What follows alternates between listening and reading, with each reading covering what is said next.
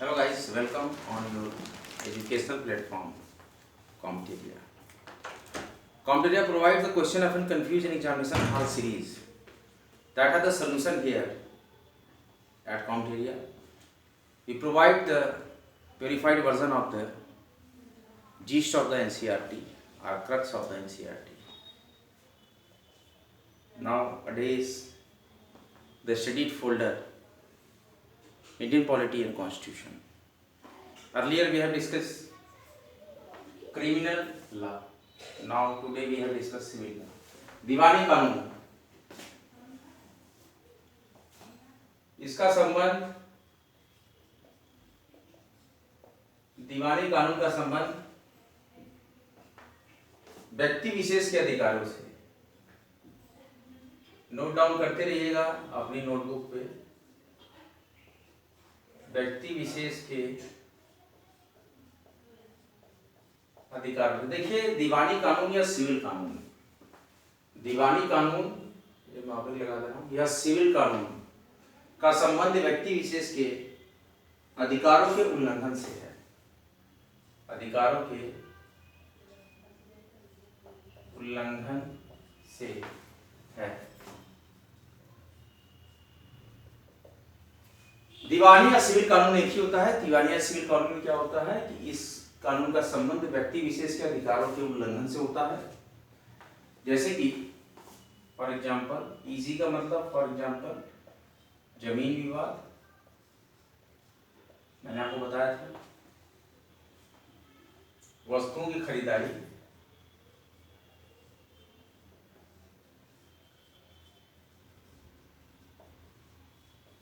या एग्जांपल ले सकते हैं किराया, किराएदारी, तलाक लेना इत्यादि। देखिए, पहला पॉइंट हम दीवानी कानून या सिविल कानून में डिस्कस कर रहे हैं। बहुत ही ध्यान से पढ़िए इस चैप्टर को, क्योंकि बहुत इंपॉर्टेंट है और इंडियन पॉलिटी कॉन्स्टिट्यूशन के जिस्ट हैं एनसीईआरटी के, जो कि एकदम बेस को तैयार करते हैं। जो भी क्वेश्चंस आपके यूपीएससी में, पीसीएस में, एसएससी में, all one and main examinations में आएंगे, उस इसी तरह से सिंथेसाइज होंगे। विश्लेषण जिसको आप बोलते हैं, विश्लेषणात्मक सिंथेसाइज क्वेश्चंस है। आपको सिंथेसिस करना है। You have synthesise your syllabus, you have synthesise your pattern, you have synthesise your study behaviour, then you have achieved your goal. And everywhere knowledge in universe, that how can you absorb that knowledge. प्रभावित पक्ष न्यायालय में, इसमें क्या होता है, प्रभावित पक्ष न्यायालय में एक याचिका करार करता है। एक याचिका करार करता है, मतलब कि जो प्रभावित होता है, जिसको कष्ट होता है, जिसको न्याय चाहिए, वो क्या करता है, न्यायालय में एक याचिका करार करता है, एक याचिका डालता है, केस करता है। देखिए, जो हम स्टैटिक लगा रहे हैं इंपॉर्टेंट पॉइंट्स है, इसको आप नोट करिए, उसमें से समझिए कि क्या आपको इंपॉर्टेंट पॉइंट नोट करने लायक है। अदरवाइज आप सुनेंगे तब भी आपको अच्छा नॉलेज होगा। तो देखिए, हम पढ़ रहे हैं दीवानी कानून या सिविल कानून, और इसके पहले हम पढ़े थे फौजदारी कानून या क्रिमिनल कानून। तो सिविल कानून क्या कहता है कि सिविल कानून का संबंध व्यक्ति विशेष के अधिकारों के उल्लंघन से है। जैसे कि इजी का मतलब फॉर एग्जांपल जमीन का विवाद हुआ, वस्तुओं की खरीदारी का विवाद हुआ, किराए का विवाद हुआ, तलाक का विवाद हुआ, ये सब क्या हो गया, आपका सिविल कानून के अंतर्गत हो गया। और इसमें जो प्रभावित पक्ष होता है, जिसके साथ नाइंसाफी होती है, वो न्यायालय में एक याचिका करार करता है। क्या करार करता है, एक याचिका करार करता है। और जैसे कि अब किराएदारी है, तो किराए संबंधित मामले में मकान मालिक मामले में क्या करेगा, मकान मालिक किराएदार पर, जो किराया भी लिया है, किराया नहीं दे रहा है, किराएदार पर या तो किरायादार मकान मालिक पर, दोनों केस होता है। किराएदार मकान मालिक पर मुकदमा दर्ज कराता है। पर मुकदमा मतलब केस, मुकदमा दर्ज करा सकता है, ये स्थिति हो सकती है। देखिए क्या कहने का मतलब है कि अगर आप किराएदार हैं, एक सभी किराएदार हैं, सुसंस्कृत किराएदार हैं, आपका नैतिक व्यवहार अच्छा है, आप समय से किराया दे रहे हैं, बिजली का बिल दे रहे हैं, तो अगर आपको मकान मालिक बिना करार की शर्तों के अलावा निकाल रहा है तो आप भी न्यायालय जा सकते हैं और मुकदमा दर्ज कर सकते हैं मकान मालिक पे।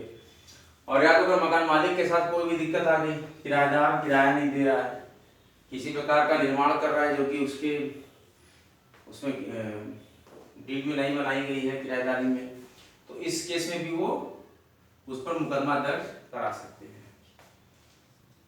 ये उदाहरण था कि किराएदार के संबंध में। और इस लॉ में, इस कानून में क्या होता है, अदालत द्वारा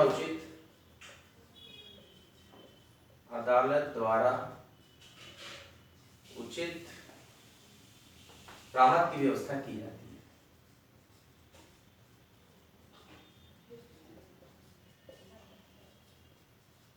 क्या की जाती है, अदालत कार्रवाई करता है और एक उचित राहत, एक संतोषजनक फैसले की व्यवस्था करता है हमारे माननीय न्यायालय। ये सारे महत्वपूर्ण पॉइंट जो है ये अंतर्गत हमारे हैं सिविल कानून के।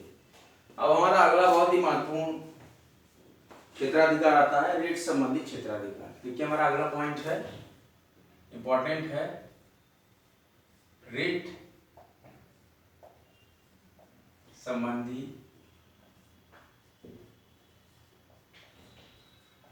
क्षेत्राधिकार।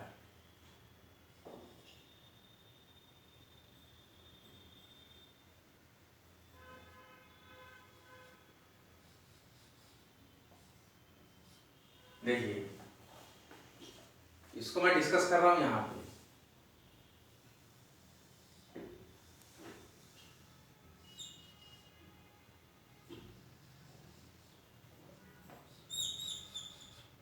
ये सिविल कानून यहाँ पे खत्म हो गया। अब हम अगला पॉइंट डिस्कस कर रहे हैं। मैं इसको मिटा क्यों नहीं रहा हूँ, आप समझ रहे होंगे, क्योंकि मैं अभी रिवीजन आपको जो करवाता हूँ वो रिवीजन में आपको बताऊंगा किस प्रकार से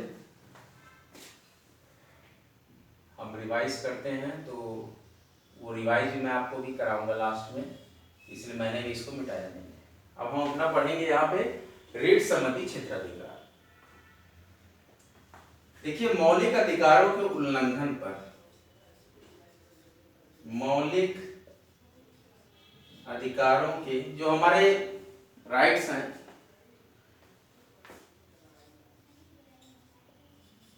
उल्लंघन पर, मौलिक अधिकारों के उल्लंघन पर कोई भी व्यक्ति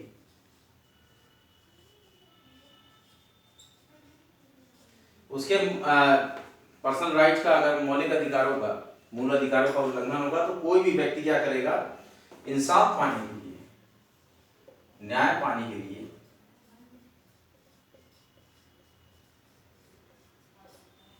हमारे जो फंडामेंटल राइट जो दिए गए हैं, संपत्ति का अधिकार छीन लिया गया, हमसे हटा दिया गया, तो मौलिक अधिकारों के उल्लंघन होने पर कोई भी व्यक्ति इंसाफ या न्याय पाने के लिए सीधे सर्वोच्च न्यायालय जा सकता है।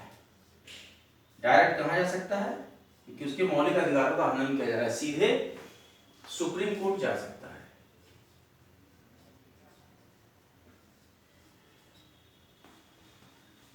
पहला पॉइंट है कि मौलिक अधिकारों के उल्लंघन पर कोई व्यक्ति इंसाफ पाने के लिए सीधे सुप्रीम कोर्ट जा सकता है। ये किस हेडिंग के अंतर्गत हम अध्ययन कर रहे हैं, रिट संबंधी क्षेत्राधिकार कि रिट क्या है, उसके क्षेत्राधिकार क्या है।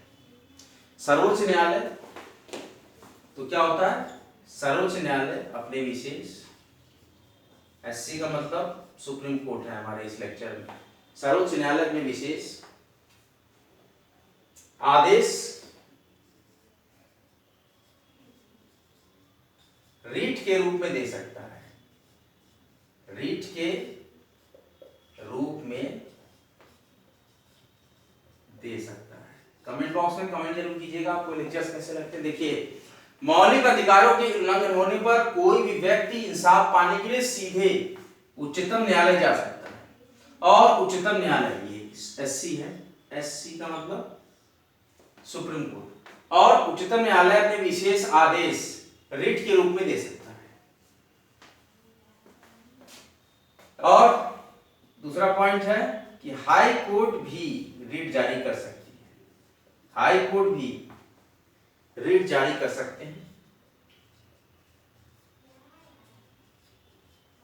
हाई कोर्ट भी रिट जारी कर सकते हैं। सुप्रीम कोर्ट तो हम जाएंगे डायरेक्ट अपने मौलिक अधिकारों का फंडामेंटल राइट का हनन होने के केस में, लेकिन हाई कोर्ट भी रिट जारी कर सकते हैं। लेकिन क्यों बट लगा है, लेकिन जिस व्यक्ति के मौलिक अधिकार, जिस व्यक्ति के फंडामेंटल राइट्स मौलिक अधिकारों, जिस व्यक्ति के मौलिक अधिकारों का उल्लंघन हुआ है,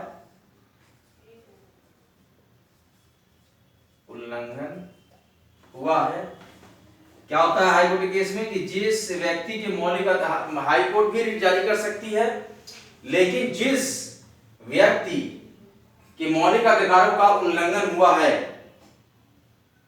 उसके पास विकल्प है। आपके मौलिक अधिकारों का उल्लंघन हुआ है तो आपके पास विकल्प है। क्या क्या विकल्प है? वह चाहे तो हाई कोर्ट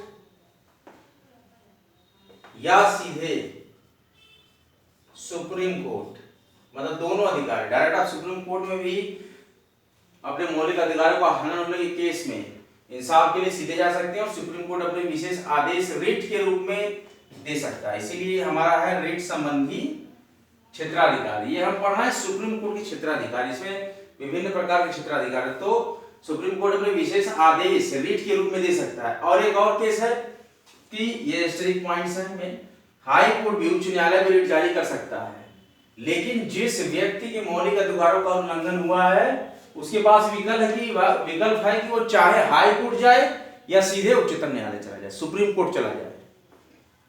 इन रिटों के माध्यम से जा सकता है, सुप्रीम कोर्ट जा सकता है। इन रिटों के माध्यम से, जो भी रिट हुए, इन रिटों के माध्यम से, ध्यान से सुनिएगा मेरी बात, इन रिटों के माध्यम से न्यायालय कार्यपालिका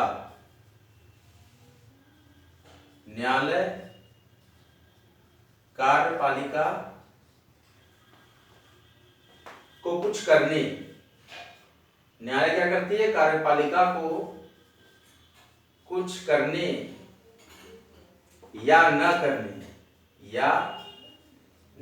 सब रिट दायर की तो न्यायालय जो होगा या तो हाई कोर्ट या तो सुप्रीम कोर्ट कार्यपालिका को कुछ करने या न करने का आदेश दे सकता है,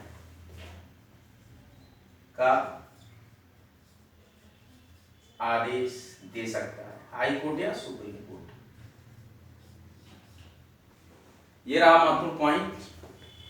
अब हम आपको रिवाइज कराते हैं किस प्रकार के क्षेत्राधिकार हैं, किस प्रकार से हम, अब देखिए हमने पहले पढ़ा था कि दीवानी कानून क्या है या सिविल कानून क्या है। दीवानी या सिविल कानून का संबंध व्यक्ति विशेष के अधिकारों के उल्लंघन से है, जैसे कि जमीन विवाद, वस्तुओं खरीदारी, किराया, तलाक इत्यादि इत्यादि। और प्रभावित पक्ष जो न्यायालय में एक याचिका दायर कर सकता है और किराए संबंधी मामले में मकान मालिक किराएदार पर या किराएदार मकान मालिक पर मुकदमा दर्ज करा सकता है। और इस कानून में, सिविल या दीवानी कानून में, अदालत द्वारा उचित राहत की व्यवस्था की जाती है। और हम अब पढ़ना रिट संबंधी क्षेत्राधिकार सुप्रीम कोर्ट के। तो रिट संबंधी क्षेत्राधिकार क्या करता है? अगर आपके फंडामेंटल राइट का उल्लंघन हुआ है, जैसे आपके मौलिक अधिकारों के उल्लंघन होने पर कोई भी व्यक्ति इंसाफ पाने के लिए सीधे सुप्रीम कोर्ट, उच्चतम न्यायालय जा सकता है और सुप्रीम कोर्ट अपने विशेष आदेश रिट के रूप में दे सकता है।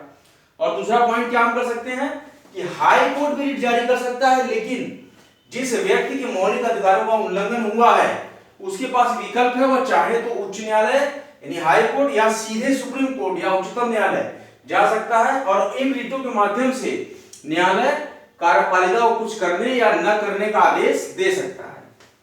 ये न्यायालय के विवेक पे है, वो सुनेगा आपकी बात, उसके बाद करेगा। आप लोग नोट डाउन करिए अपनी नोटबुक पे, सेकंड रिवीजन में कराऊंगा अभी।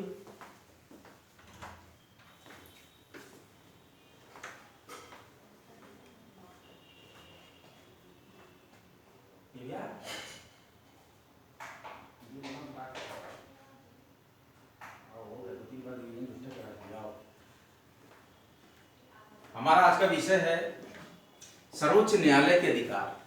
सर्वोच्च न्यायालय के अधिकारों में हमने पढ़ा फौजदारी कानून या क्रिमिनल लॉ, और आज हमारा विषय है दीवानी कानून या सिविल कानून। दीवानी कानून या सिविल कानून, दीवानी कानून या सिविल कानून,